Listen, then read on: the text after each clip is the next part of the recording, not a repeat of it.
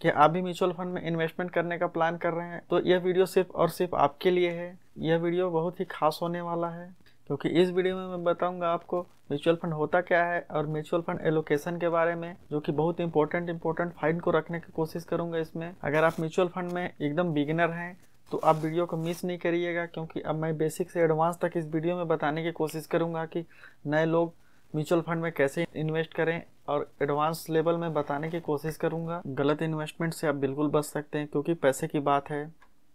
इस वीडियो में जो भी पॉइंट रखूंगा हर एक पॉइंट एकदम इम्पोर्टेंट है, सो वीडियो को मिस नहीं करिएगा। तो चलिए शुरू करते हैं। शुरू करने से पहले, मेरा नाम है मनोज और आप देख रहे हैं मेरा YouTube channel one smart financial service. अपने चैनल में आपका स्वागत करता हूं। अगर आप हमारे चैनल पर नए हैं तो चैनल को सब्सक्राइब कर लीजिए, वीडियो को लाइक कर दीजिए। इंफॉर्मेटिव वीडियो लगे तो दोस्तों के साथ शेयर जरूर करिएगा।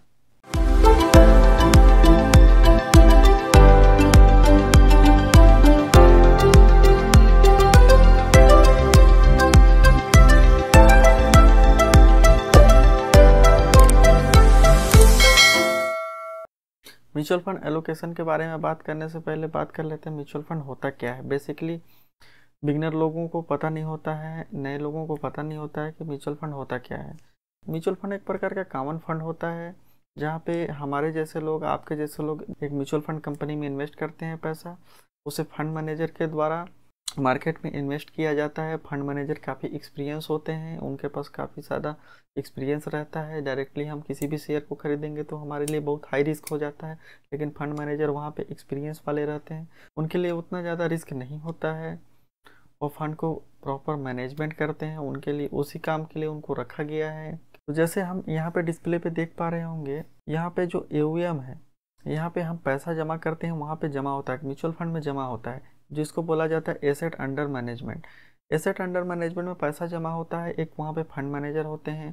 फंड मैनेजर हमारे पैसे को मार्केट में इन्वेस्ट करते हैं। इक्विटी मार्केट हो गया, बॉन्ड मार्केट हो गया, गवर्नमेंट बॉन्ड हो गया, सिक्योरिटीज़ हो गया, वहाँ पे इन्वेस्ट करते हैं और उसके बाद हमको वहाँ से जो रिटर्न मिलता है वो हमारे पोर्टफोलियो में देखने को मिलता है। तो बेसिकली उम्मीद करता हूँ कि आप म्यूचुअल फंड के बारे में बेसिक चीज़ समझ गए होंगे। एडवांस के लिए म्यूचुअल फंड का मैं एक अलग से वीडियो लेके आऊँगा। फिलहाल इस वीडियो में बात कर लेते हैं एलोकेशन के बारे में। अगर आप नए हैं तो आपको प्लानिंग कैसे करना चाहिए, कितना रिस्क लेना चाहिए, उसके बारे में बात करते हैं। तो यहाँ पे नेक्स्ट देख लेते हैं फाइनेंशियल प्लानिंग के बारे में। बेसिकली कई लोगों को अपना फाइनेंशियल गोल पता नहीं होता है, उस कंडीशन में भी मार्केट में इन्वेस्ट कर लेते हैं कि हमको रिटर्न यहाँ पे मिल जाएगा, लेकिन उसका पता नहीं होता है कि मेरा गोल क्या है, इस पैसा को मैं करूँगा क्या अगर मेरे को इतना रिटर्न आ जाए। तो इसलिए मैं कभी रिकमेंड नहीं करूँगा कि आप बिना गोल का आप इन्वेस्टमेंट करें। हमेशा इन्वेस्टमेंट करने से पहले आपका एक गोल होना चाहिए। मैं भी इन्वेस्टमेंट करता हूँ, उससे पहले मेरा एक गोल रहता है कि मैं इस गोल के लिए इन्वेस्टमेंट कर रहा हूँ। तो चलिए कुछ गोल के बारे में देख लेते हैं। विभिन्न प्रकार के गोल हो सकते हैं, आपके अलग हो सकते हैं, मेरे अलग हो सकते हैं, औरों के और अलग हो सकते हैं।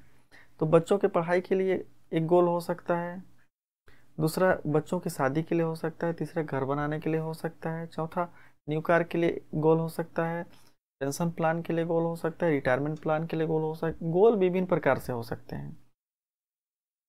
सभी व्यक्तियों का अलग अलग सोच रहता है, अलग अलग गोल हो सकते हैं। तो गोल के बारे में आप समझ गए होंगे।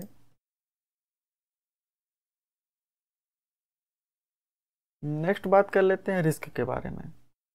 अगर आप नए हैं, आपको पता नहीं है कि म्यूचुअल फंड में कितना रिस्क होता है, तो आपको पहले अपना रिस्क समझना चाहिए।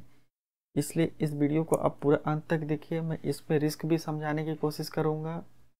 तो चलिए बताता हूँ मैं आपको कंजर्वेटिव इन्वेस्टर के बारे में। कंजर्वेटिव इन्वेस्टर होते क्या हैं? कंजर्वेटिव इन्वेस्टर वो होते हैं जो कि मान के चलिए 100 में से 10% रिस्क ले सकते हैं। मान के चलिए मैं 1,00,000 रुपये यहाँ पे इन्वेस्ट करूँगा, 1,00,000 रुपये मैं यहाँ पे इन्वेस्ट करूँगा, लेकिन कंजर्वेटिव इन्वेस्टर अगर मैं हूँ तो मेरे 1,00,000 रुपये 90,000 हो जाएंगे। उस कंडीशन में निकल जाऊँगा, उसको बोला जाता है कंजर्वेटिव इन्वेस्टर। मेरे वहाँ पे 10,000 से ज़्यादा, 10% से ज़्यादा रिस्क लेने की क्षमता मेरे में नहीं है। वहीं मॉडरेट इन्वेस्टर की बात कर लेते हैं तो मॉडरेट इन्वेस्टर में 15 से 20% का रिस्क लेने की क्षमता होता है।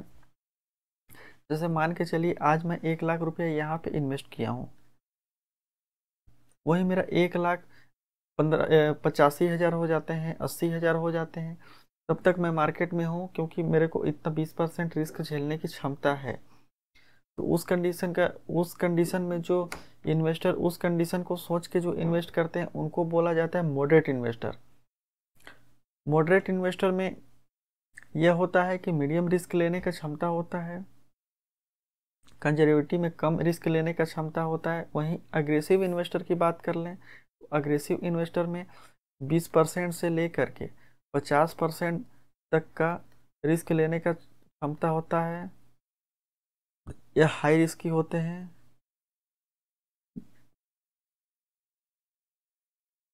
हाई रिस्क की इन्वेस्टर मतलब 1 लाख रुपए जो इन्वेस्ट किया उनका पैसा 50,000 भी आके डाउन हो जा रहा है, फिर भी उस कंडीशन में नहीं निकल रहे हैं, क्योंकि उनको लगता है कि मार्केट ऊपर जाएगा, उनके में वो क्षमता है, कैपेसिटी है, मार्केट को वो झेल सकते हैं, तो उसको बोला जाता है अग्रेसिव इन्वेस्टर। आप कौन से इन्वेस्टर हैं आप कमेंट में ज़रूर बताइएगा।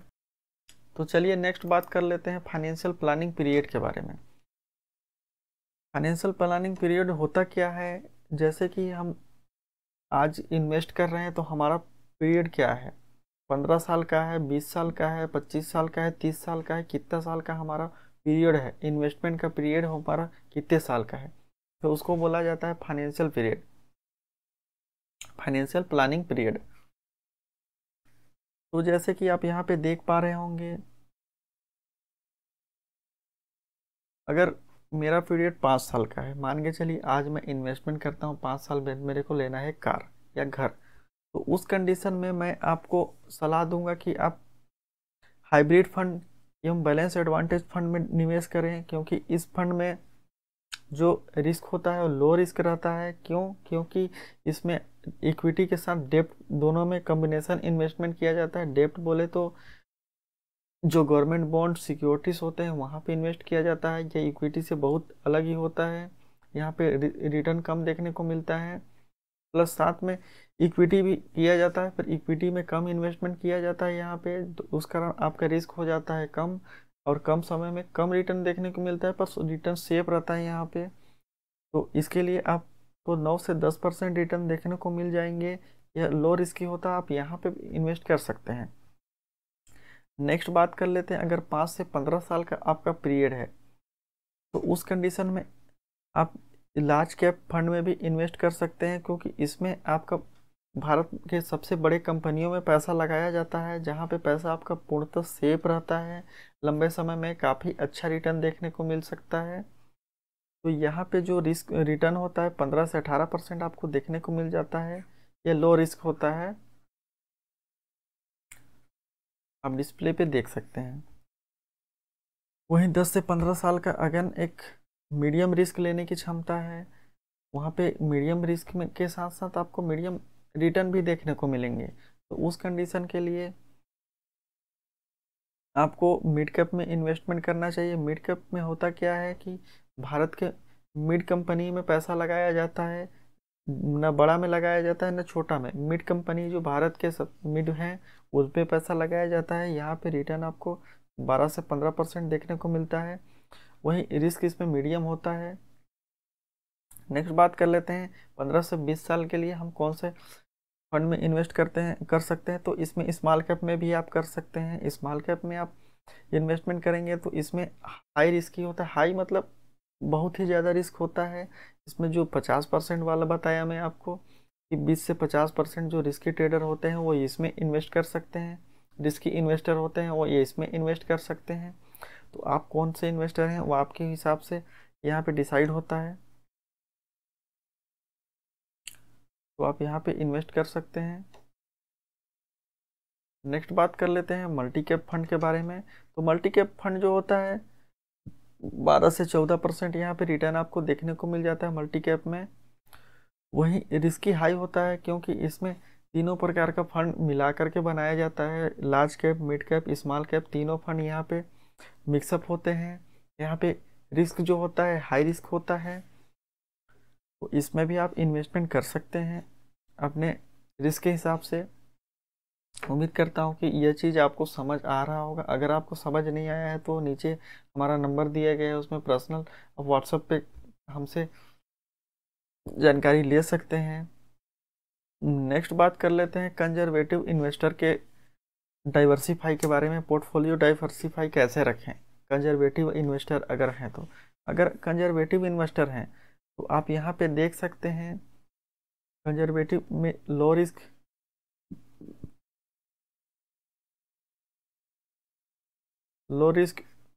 में यह एक पोर्टफोलियो बना सकते हैं जिसमें 25% स्मॉल कैप में रख सकते हैं, मिड कैप में 25% रख सकते हैं, वहीं लार्ज कैप में 50% रख सकते हैं।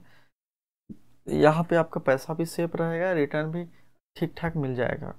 नेक्स्ट बात कर लेते हैं मॉडरेट रिस्क इन्वेस्टर के बारे में। मॉडरेट रिस्क मतलब मिड मिड मिड रिस्क लेने वाले को मॉडरेट रिस्क बोला जाता है। यहाँ पे मिड रिस्क, अब जैसे मिड रिस्क के लिए आप यहाँ पे देख सकते हैं स्मॉल कैप फंड में 33%, लार्ज कैप में 33% एंड मिड कैप में 33%। यहाँ पे तीनों में बराबर का एसेट एलोकेशन करते हैं। आप इस हिसाब से अपना पोर्टफोलियो यहाँ पे डाइवर्सिफाई कर सकते हैं। नेक्स्ट बात कर लेते हैं अग्रेसिव इन्वेस्टर के बारे में। अग्रेसिव इन्वेस्टर का पोर्टफोलियो कैसा होना चाहिए? तो अग्रेसिव इन्वेस्टर में क्या कर सकते हैं आप? हाई रिस्क प्लेयर हैं, हाई रिस्क इन्वेस्टर हैं, हाई रिस्क ले सकते हैं आप। यहाँ पे स्मॉल कैप में 50% इन्वेस्टमेंट हो करिए आप, लार्ज कैप में 25% या मिड कैप में 25%। ये कंजर्वेटिव है, कंजर्वेटिव इन्वेस्टर के लिए है। कंजर्वेटिव इन्वेस्टर मतलब कि जो हाई रिस्क ले सकते हैं। यहाँ पे रिटर्न भी देखने को मिलेगा, तो आपको अच्छा खासा रिटर्न देखने को मिलेगा। अगर आप इन्वेस्टमेंट के लिए अभी तक डीमेट अकाउंट ओपन नहीं किया हुआ है तो डीमेट अकाउंट ओपन करने के लिए लिंक डिस्क्रिप्शन में है, आप वहाँ से लिंक में ओपन कर सकते हैं अपना डीमेट अकाउंट। एंड हमसे फ्री में जो भी इंफॉर्मेशन चाहिए वो हमसे ले सकते हैं आप। हमारा पास कोई चार्जेस नहीं है, मैं आपको फ्री में सर्विस प्रोवाइड कर दूंगा। आपको जो भी हेल्प चाहिए आप मेरे को पर्सनली व्हाट्सअप में हाई लिख के भेज सकते हैं, मैं वहाँ पे जितना जल्दी हो सके रिप्लाई करने की कोशिश करूँगा। सो उम्मीद करता हूँ कि इस वीडियो में काफ़ी सारे पॉइंट आपको समझ आए होंगे। अगर कुछ पॉइंट अगर आपको समझ नहीं आए हैं तो आप कमेंट में बता सकते हैं, मैं उसको रिप्लाई करने की कोशिश करूँगा, उसको समझाने की कोशिश करूँगा। अगर आप हमारे चैनल पर नए हैं तो चैनल को सब्सक्राइब कर लीजिए, वीडियो को लाइक कर दीजिए। अब दोस्तों के साथ इन्फॉर्मेटिव वीडियो लगा तो शेयर ज़रूर करिए। थैंक यू, मिलते हैं अगेन नेक्स्ट वीडियो में, तब तक के लिए बाय बाय।